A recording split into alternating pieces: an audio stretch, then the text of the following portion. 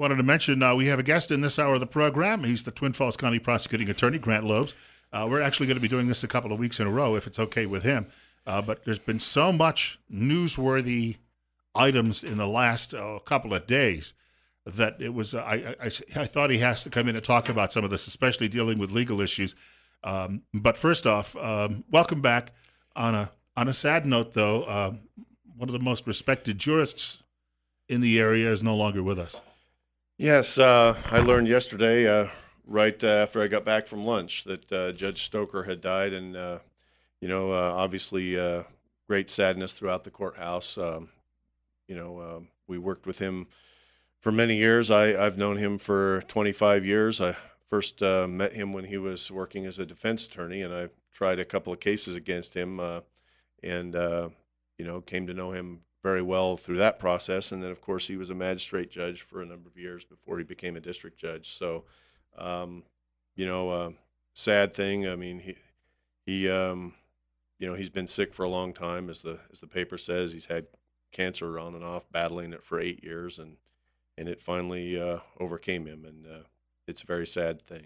And at this point, the process works this way. There'll be an appointment made at some juncture. Yes, it will follow the same process that we did when Judge Bevan was picked to be a Supreme Court justice. We'll have a period of time where applicants can send their names in to the Judicial Council. The Judicial Council will select 3 or 4 names, send them to the governor, and the governor will make a selection. The governor has on his desk now still the selection to make in Judge Bevan's replacement. So Twin Falls is now without all of our district judges. So it's a big problem. People probably throw this at you all the time, but I know you had no interest prior in Judge Bevan's seat, and I know you really enjoy your work. But have you ever thought about maybe a move? There are days when it seems like it would be the easier path to take, but no, I enjoy what I do. I like being an advocate for the people of the state in court. There are a lot of people whose legal interests go toward being a judge, and I think we would be better served if somebody who really wanted to be a judge is the next judge, rather than somebody who just is going there because it's less danger than doing what I'm doing now. Yesterday, big story out of Las Vegas, and Judge Navarro, who sits on the federal bench, threw out the government's case against these ranchers. Mm-hmm. And I was reading through this morning some of the follow-up from a number of different publications, but one of them was from the Heritage Foundation, which has the Daily Signal publication. And the Daily Signal's headline was, "This case against Western ranchers shows why Americans are right to fear government." And it says the agents called Bundy and his supporters deplorables, rednecks, and idiots, among many other worse names. They also insulted the Bundy family's Mormon beliefs. But there was also, as well, a lot of evidence, apparently, that didn't get turned over quickly to the defense. And I guess the point that's being made by a lot of people in the legal community is, even if you didn't agree with what the Bundys were doing, what was going on with the prosecution here got way out of control. Do you agree? Well, that's what is shown by the judge's decision, and the judge listed several problems with what the prosecution had done. And your question, I think, very well states the 2 issues involved here. There's the one issue of, do you think that the Bundys should have been able to do what they did? Do you think that even though maybe they were technically violating some federal statute or whatever, that they were within their rights because of the political issue involved in, so much of the West, the closing off of land to ranchers and to private people. And, all of that is one issue. And you can have whatever opinion you want about that. But the problem for this case is that any time when a prosecutor at any level prosecutes somebody for a crime, you have to play by the rules. You have to do the things which the law requires you to do to get a just conviction. And one of the things you have to do is to turn over to the defense, um, what you have, what evidence you have, what evidence that you have that's good for your case, what evidence you have that's bad for your case. Now, it's possible to overlook some things. It's possible to, sometimes law enforcement has a document that I'm not aware of, and if I don't turn that over, and if I find out about it, I turn it over immediately. This case here is not one of those cases, according to the judge. The judge didn't say there was mistaken failure to turn over evidence. He said it was willful, it was deliberate, that the prosecutors were deliberately hiding this evidence in order to give themselves an advantage in the prosecution. And that's where the problem comes in. Um, you know, our legal system is not um, so black and white that it doesn't tolerate human mistake. But if you're deliberately trying to gain an advantage through improper methods, then you're going to be slapped down. And that's what happened here, and that's what the judge did. And so he dismissed it with prejudice, which means it can't be refiled again. So that case is over. Whether in the factual sense, the Bundys were guilty or not guilty doesn't matter at this point. The way the government case was presented and the way the government attorneys behaved, uh, according to this judge, is enough for her to say no more. This is done. Now, you've been involved in this system for a long time. My experience with it, one of my first jobs, I was a crime and courts reporter. So most every day started out at the local county courthouse or at state Supreme Court, occasionally federal court. And when I was involved in all of that, well, first of all, I should point out that I learned more Latin from lawyers than I ever did from church, and most of it from your friend Bill Fitzpatrick, because I'd have to say, what does that mean? But I understand that most people who do this for a living as prosecutors are on the up and up. But I have a feeling here that some of these people in this investigation, I'm not trying to let them off the hook, but they grew so exasperated that they allowed that to take over their feelings as they were trying this prosecution. And you've got to leave the emotion out of it, right? Perhaps that's what happened. I mean, it's hard to tell. I mean, the judge obviously decided that these prosecutors in this case were not on the up and up. If the judge had believed that the failure to turn over evidence to the defense in this case was inadvertent, or you know they didn't turn it over, but they didn't realize that it needed to be turned over, something like that, then she would have probably said, "Hey, you need to turn this stuff over." They would have had to turn it over, and we'd move on. The key here is that she found that they willfully, deliberately tried to hide this, knowing that it was information that should be turned over. And so that's where the problem came in on this. And I do agree with you. I mean, I think as in any profession, there are people who get caught up in the emotion of a thing. Whether they're defense lawyers, judges, even police, prosecutors are the same. And sometimes the emotion of a big case, especially one like this, which has international news attention, causes you to look at winning rather than at doing the right thing. And my thought is, if you have a case, you can win while doing the right thing. And again, this is not, according to the judge, an example of a mistake. This is an example of deliberate attempt to gain an unfair advantage by failing to turn over information that the defense had a right to. We have some callers looking to join us, and our guest is Twin Falls County Prosecuting Attorney Grant Loebs, and we're at 9:15 on KLIX. Caller, you're up next. You're on the air. Good morning, gentlemen. Thanks for taking my call. What you're talking about, to me, is so egregious that they would not give all the evidence to the defense team, because you're not talking about who's going to get an extra donut or an extra cup of coffee. You're talking about a person's life. You're talking about the rest of their life possibly being spent in jail for something that I don't even know if he was guilty or not. I don't know. But I never seen the evidence. But I do know that if I was going to court, I would want to have it be fair. And can you tell me, does he have any recourse as far as the money he put out to defend himself? the money they lost in their ranching business and all that? Does he have any way of recouping some of that stuff? It's possible that he does. My guess is that he doesn't have much of a chance of doing that. But if you can show willful, deliberate, dishonest, unethical behavior, you have a chance of trying to sue the government for that. In general, though, there are immunities for prosecutors as there are for law enforcement, because they're involved in so much stuff that, as you point out, can seriously impact other people.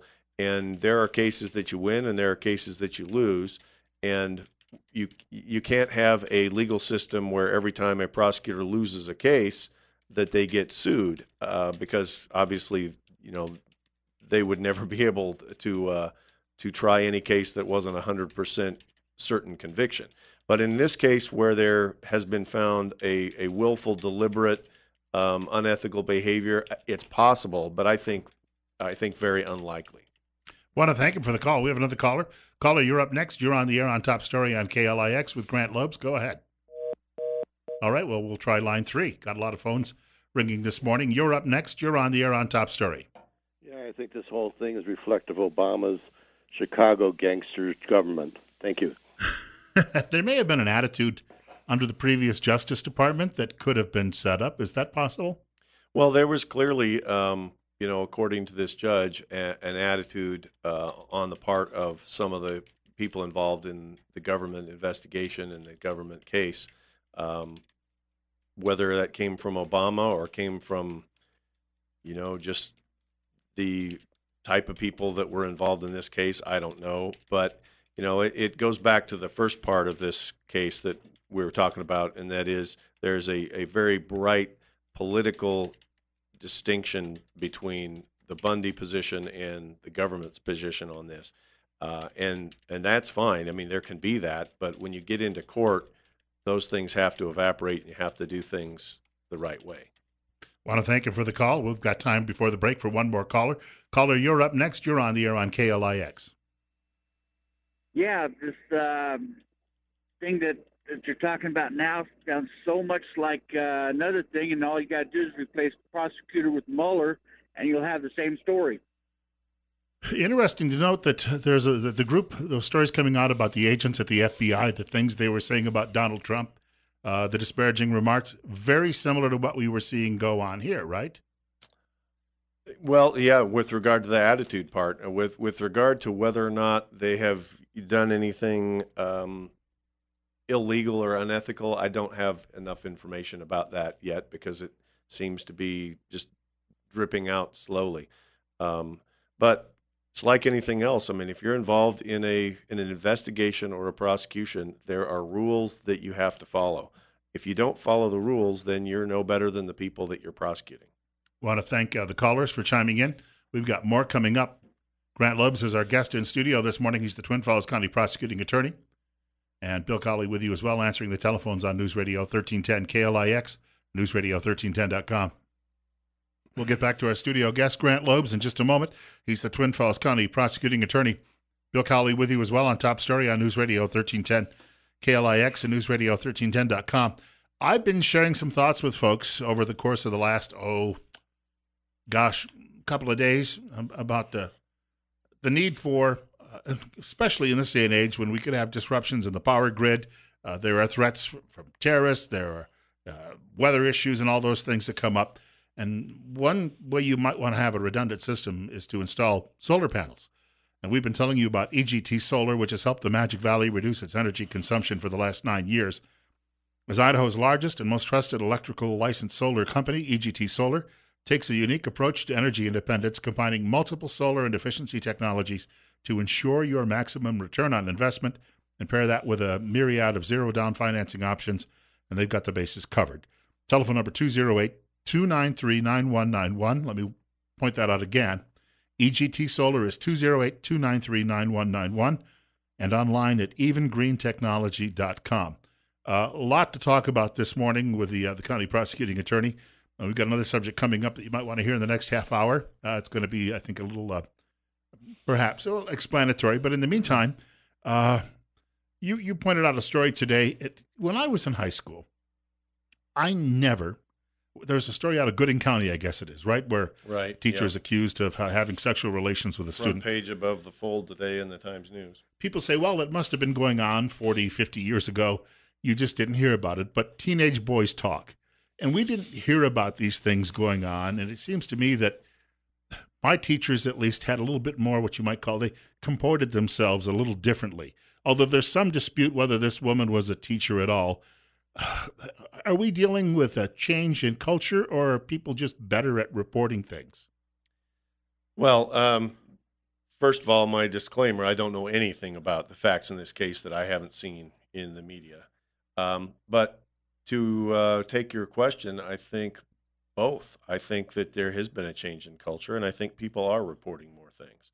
Um, Especially, I think boys are reporting more things, or at least they're talking about things, and their parents are reporting them. Uh, and I think, back when we were children, I very much doubt that there was as much freedom for boys to talk about sexual abuse.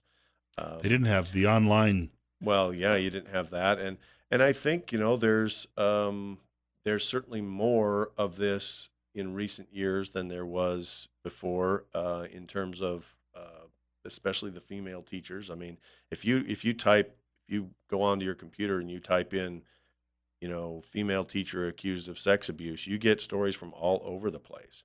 Now, part of that is that the press picks up on those because they seem more titillating and more unusual than man teacher, abuses children.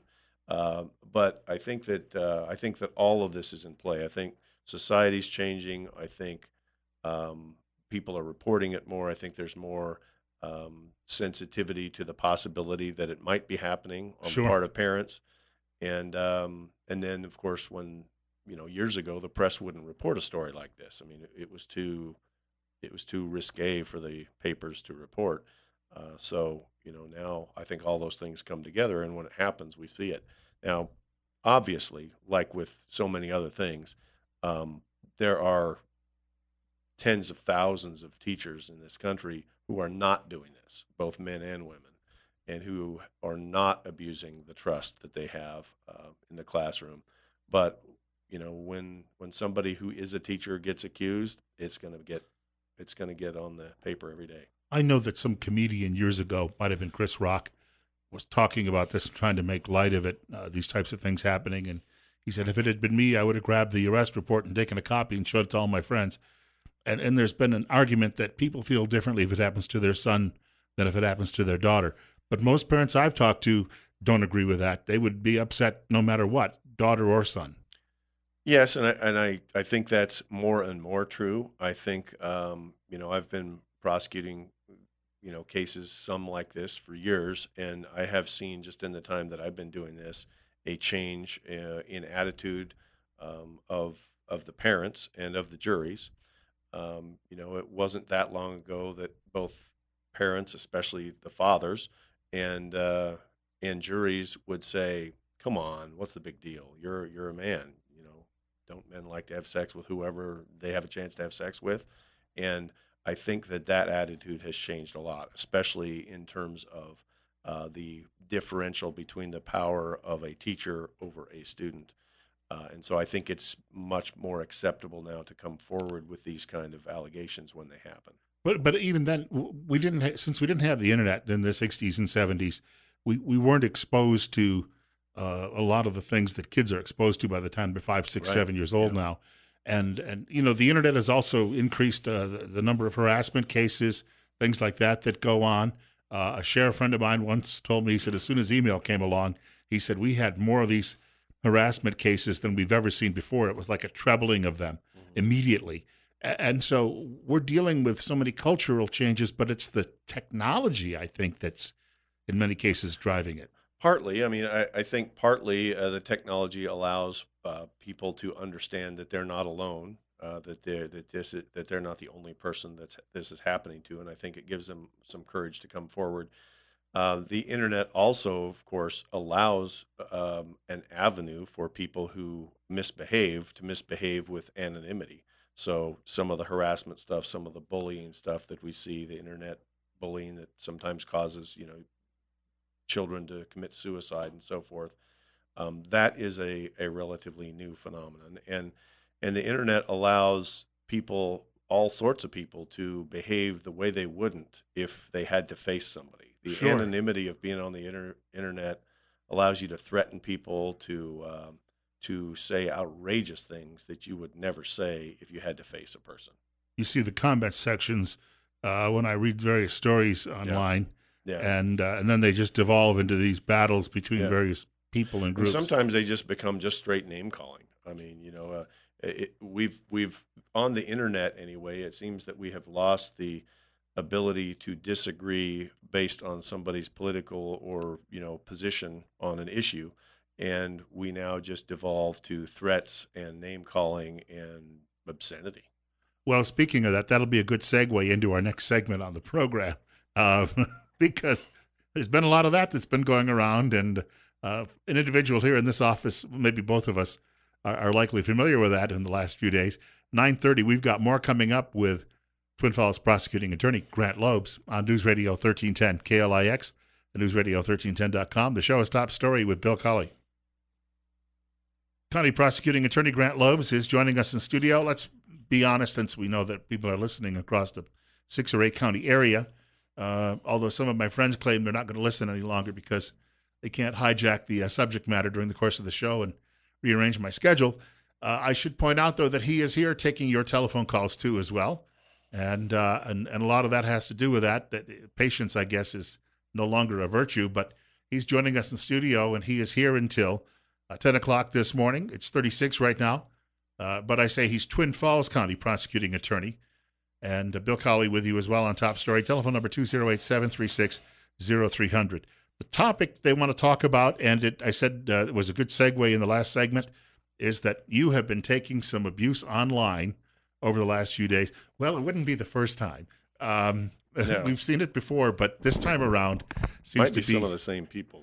seems to be in particular nasty. These people would like to tar feather you and have you run out of town on a rail. Yeah, and some people are able to disagree civilly and say what their position is and defend it to the extent that they can, and invite me to defend mine to the extent that I can. And some people, as we were talking about before, with the anonymity that is allowed by the internet, they prefer just to threaten to shoot me or shoot my family or, kidnap my children or bomb my house or, all of those kinds of things that if they were to say, without the anonymity of the internet, they wouldn't be able to do.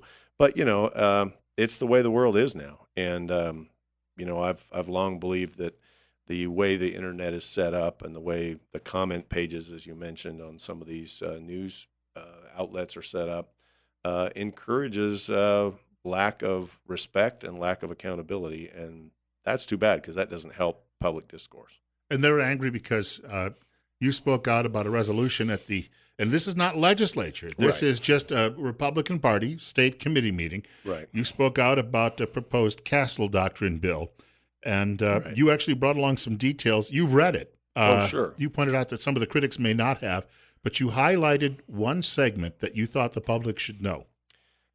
Yeah, and again, this Castle Doctrine issue is one that we've been talking about. I've been on this show several times, and I know you've had Representative Zito on here several times, and maybe Senator Brackett, various people who are Right. involved in gun legislation and ensuring the Second Amendment rights of citizens of this state remain strong. And this Castle Doctrine thing has been around a long time. Now, this resolution that was debated at the Republican meeting wasn't legislation. It was a resolution saying it is our opinion that this should be done. And, notwithstanding some of the issues which we may agree upon with regard to some of the Castle Doctrine information, this is what is provided for by the resolution that I spoke against. It says that the legislature should grant reimbursement of legal expenses for all individuals found not guilty of a crime in the course of using deadly force, which would mean that any case that I or any other prosecutor in this state files where a person uses deadly force doesn't mention self-defense, doesn't mention castle doctrine at all, mentions the use of deadly force. So if we had a piece of legislation like this on the books, that would mean every time I charge a spousal batterer for strangling his wife or girlfriend, and if I lose that case, the public would have to pay for his defense. Every time I charge an armed robber, and if I lose that case, the public would have to pay for that defense. Every time I charge somebody who comes into your house and shoots you or stabs you, and if I lose that case, the public would have to pay for that defense. Take a couple of, one not recent and one recent examples. If this were the policy, this is the resolution 2018 P4 is what it is. This is the one they're all upset about. If this were the policy in the country, the public would have to pay for O.J. Simpson's defense team. They would have to reimburse him for all his defense costs because he was acquitted. They would have to pay for the defense of this guy. I'm holding up a picture for you, but everybody would know if I was showing it. The guy who shot Kate Steinle, who was just acquitted in San Francisco, this 5-time illegal alien who came into the country, multiple times and finally ended up killing somebody. He was acquitted. The public would have to pay for his defense if this resolution had passed.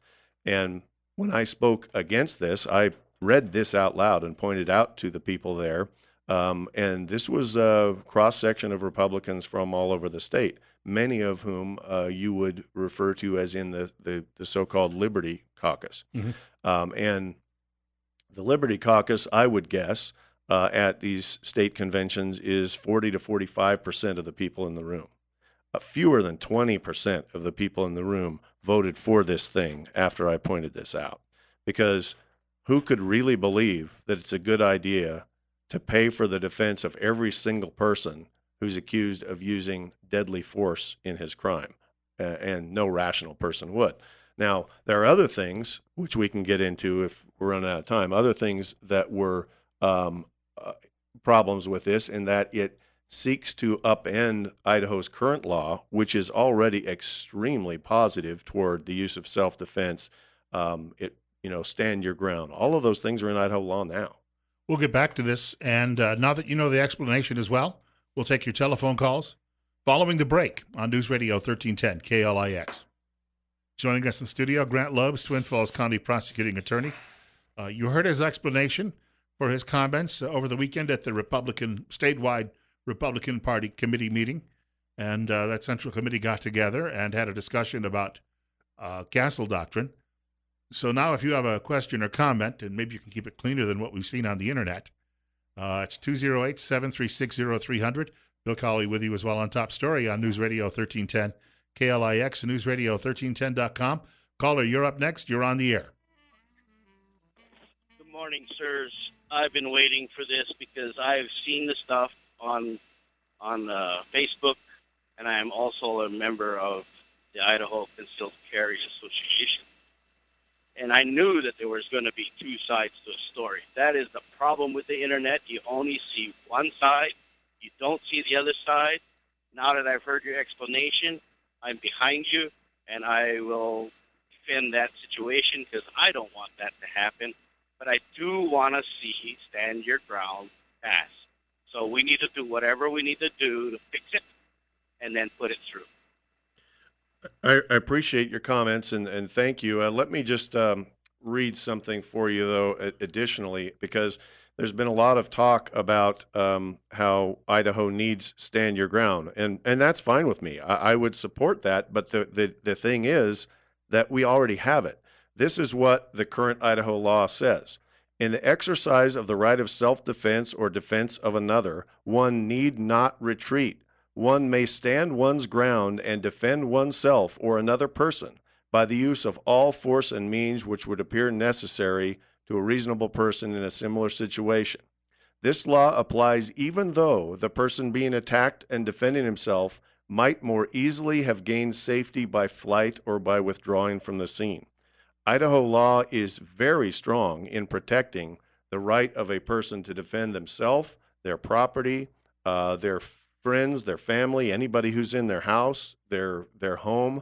And if a bad guy comes into your house and is threatening you, or he's threatening you on the street, and your wife or your daughter are there, you are not obligated under Idaho law to turn and run away, even if you have a easy way to escape and avoid the confrontation. You can defend yourself with deadly force if needed. And so that's the part of this that also isn't stated. Idaho is a great country for a great state for somebody who treasures their Second Amendment rights, as I do.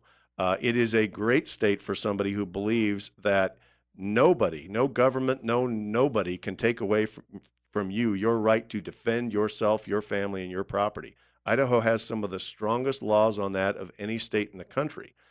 There is a bit of complexity in them, and you have to actually read them. And it's possible that legislation could be crafted to make it simpler and more easy to ascertain what the law is. But what I've just read you is the law in Idaho. You have the absolute right to stand your ground and defend yourself. We have a caller with us. Caller, you're up next at 9:45 on KLIX. Yeah, I hope a lot of people hear your clarification, or that they clarify on their own Facebook pages, because I saw a meme with you in it that really just misrepresented everything. And I've been confused with people who say that we need a castle doctrine in Idaho for the simple reason that you said, because I've read the statute and understand the statute and understand it couldn't be any better. Anything else would be, it says you don't have to retreat. That's great, because ability of the requirement to retreat is a requirement to get shot in the back a lot of the times. Exactly. And that's Idaho why we have that doesn't law. require that. Yeah. Idaho doesn't require that at all. And I'm glad you came on here and clarified this, and I wish people would stop putting out these memes without all the facts in them. Want to thank him for the telephone call. Yes, and to go back to what I was saying before about this resolution that was proposed at the Idaho Republican Convention, the resolution called for a castle doctrine. It called for a stand your ground law, all of which is fine because we have that now. It called for what we already have. The one thing that it added was this requirement that anybody who uses deadly force in a crime and is acquitted gets their entire defense paid for by you, the citizens. And that is the thing that was added by this resolution, which is why I said when I spoke about it that it was unnecessary, it was poorly drafted, it has unbelievably harmful unintended consequences, and it doesn't add to the rights of Idahoans under the Second Amendment, because Idaho already has extremely strong Second Amendment protections. Then why is there such a disparity? I had a message the other day from one of the leaders of Idaho Second Amendment Alliance, and it was not dealing with you, but with this same issue. And I've been hearing from different people in the legislature about it. Is there a difference of opinion about what castle doctrine means? What would they add that would change things the way they are right now? Well, it depends. You have to look at each piece of legislation separately, and you have to dissect it quite carefully. And I don't want to go into the problems with last session's legislation, because next session might be different. But, given that we already have the right to self-defense, we already have the right to defend property, we already have the right to defend anybody on our property, we have the right to defend our homes, and you can do all of that with deadly force. It's not just, you don't just have the right to defend with a slingshot. I mean, you have the right to do what is necessary to do to stop the threat, whatever that may be. And you have the right to pursue the person, in fact, who has come into your house and offered violence to you, if pursuing them is what needs to be done. You have the right to stay where you are and not retreat from where you are legally allowed to be. All of those rights are currently in Idaho law. Now, I did work in the last session with one of our local legislators to try to make some of this more clear, because was that Burt Brackett's bill? Yes, because and he and I and the NRA worked on this, And the problem, if there is one with Idaho law, is that like all law, it's made up of different pieces. There is what is in black and white in the code book. That's statutory law. There is what courts have decided. That's case law. And there is what is based on case law and statutory law, which is in the jury instructions in the state of Idaho. All of those are law. And so if I'm a prosecutor and I try to prosecute you and the facts are that you stood your ground and you defended yourself against an attack, the law tells me I can't do that. But if you read just the black and white statutory law that's in the code book, there's not much detail on that. You have to look at case law and you have to look at the jury instructions that cover Idaho law. Now, what I worked with Senator Brackett on doing and with the NRA on doing is taking all of those things, case law, jury instructions, and statutory law, and trying to put them in one place so that anybody who wants to find out what's the law of Idaho on self-defense, you can go to one place, open it up, and there it all is, rather than having to cross-reference. And, you know, I've been doing this for 25 years. I know how to do the cross-referencing, but, you know, the average person out there might not. So I think that it would be a good idea to try to get all this law, as Senator Brackett was trying to do, into one spot where you could find it in the code book. But that doesn't mean it's not there. You know, so you can't attack Idaho for not having a stand your ground law when it couldn't be more clear that it has one. We've got a caller. Caller, thanks for your patience. You're up next. It's 10 minutes away from 9 o'clock on Top Story. Just want you to clarify one thing. And when we did our concealed carry classes, we were told that we could not defend our property, that was not worth taking someone's life. And you just said we can. So which is what I said is right, and I'll read you the statute. And this is under the definition of justifiable homicide, and it also, in the jury instructions in the case law, goes to not just homicide, but a battery. So if you shoot somebody and they don't die, that doesn't mean you're in trouble when you could have been in trouble if you killed them. And it's justifiable to use deadly force against somebody when it's committed in the defense of habitation, property, or person. That's Idaho Code 4009, Section 2, when committed in the defense of habitation, property, or person. And so I don't know what they were teaching in your class. Maybe they were teaching you to be cautious, that, you know, if somebody's stealing your bicycle, you don't need to shoot them. But the law would protect your ability to defend yourself with deadly force if somebody is stealing your property or, you know, threatening somebody in your household. Now, it does talk about in that statute the person who's stealing your property has to be, you know, doing so in some kind of a violent way. It's not like Right. You find out that somebody has shoplifted, some candy from your store and you can shoot them.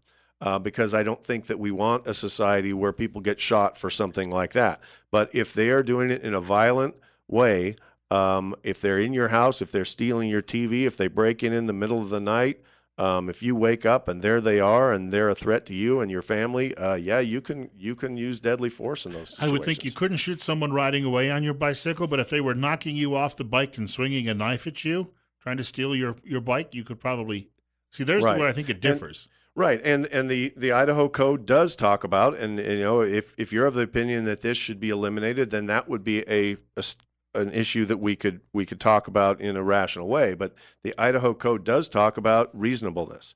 I mean, I think that everybody would believe that if I owned a newspaper stand and I was selling the Times News, and you came up to my newspaper stand and you grabbed a Times News and you ran off, that I should not be able to kill you. That would be an unreasonable use of deadly force. But if I'm operating that same newspaper stand and you break into the back of it and you are pushing me around or pushing me out of the way to grab my stuff, and my family's in the next room, and I believe that there's a fear of real harm being done, that's a different situation. And so the thing that I think a lot of people might be disagreeing with is the reasonableness standard in Idaho law. But, we could have a discussion about that sometime and whether you think that should be there or not. But that's not what was discussed on Saturday in Boise. 9:54 straight up. We have another caller with us. You're up next. You're on KLIX. Good morning, guys. Hey, if you pull a gun, you've got to be prepared to shoot if there is a threat to your life or your family's life. I know we heard shooting on our ranch, and we went out and jumped in the truck, and I grabbed my gun on the way out the door, and we drove around to the back road, and we saw a guy hunting on our property, which is posted, and my husband got out and confronted him, and he pointed his rifle at my husband, and I happened to have my pistol, so I stuck my arm out the window of the truck, and I told him, if you don't point that rifle at the ground immediately, I'm going to drop you. And I would have. I'm not afraid to pull that trigger if I have to. And I think that is a problem with a lot of women. They're afraid to pull the trigger. Well, given the facts that you just told me, if that had happened and if you had done that, you would be protected under Idaho law for having done it. I think you're right that a lot of people have guns, and they're two different things that are related. A lot of people have guns, have never been in a situation of actually confronting someone, have never been in a situation where they might have to take someone's life, and they talk big about it. Like, if you came into my property, I'd shoot you dead. Well, a lot of people don't want to do it. Your example is a good one. You could have shot that person. You didn't. You gave him a warning. I assume he dropped his gun, aimed it at the ground. You didn't kill somebody. So I don't think people who talk about how they are going to shoot anybody who comes on their land have really ever faced the possibility of it. And I think you would take it more seriously if you had. The other part of that is there are a lot of people, and I think you're right, a lot of them might be women, who, while they may have guns, they are so reluctant to use it that in a situation where it's needed, they might not. And if you look at any of the pro-gun control arguments that you sometimes see about people being hurt with their own guns in home invasion things and so forth, a lot of those are talking about situations where an untrained person or a person who really doesn't intend to use a gun and doesn't have the will to use it when needed, they hesitate for so long that the bad guy gets the upper hand. And so I think both are problems. I want to thank the caller for chiming in. We've got about 40 seconds left. The fact of the matter is, when I took that same course, by the way, the one caller referenced, are you really comfortable if someone's even stealing your car with shooting them dead? Because your car can be recovered, and do you want that? Some people just don't want to. If someone's got me pinned against the wall and they're sticking a knife in me, I might shoot them. But on the other hand, I can always replace a bicycle. The car can be replaced. I know it's a big ticket item, but these are things people have to understand. That the best defense sometimes, the old line is, how do I stay out of bar fights? Don't go into bars. Yeah, absolutely. And I like my car. I don't want my car stolen. I don't want somebody to sneak into my garage, and I don't want to hear the engine starting and come out and see them driving away. I could, under Idaho law, kill them. Whether I would or not, that's another question. I don't think that a lot of people would want to kill somebody for stealing property, but that's beside the point of our discussion. In Idaho, you couldn't have much stronger rights than you do. You could kill that person in Idaho, and you couldn't be prosecuted for it. So, the whole thing about the Castle Doctrine, I think we could have a lot of common cause on this if people actually read what Idaho law is. We'll be talking with you again next week on some other issues, and maybe some of these will come back. Grant Loebs joined us today, though, just to address some of the recent, we'll call them newsy issues. And we've got a short break. Rush Limbaugh is coming up following the news at 10 o'clock on KLIX. God willing, at the Creek Don't Rise, I'll be back here tomorrow morning between 8 and 10 o'clock. Thanks, Bill.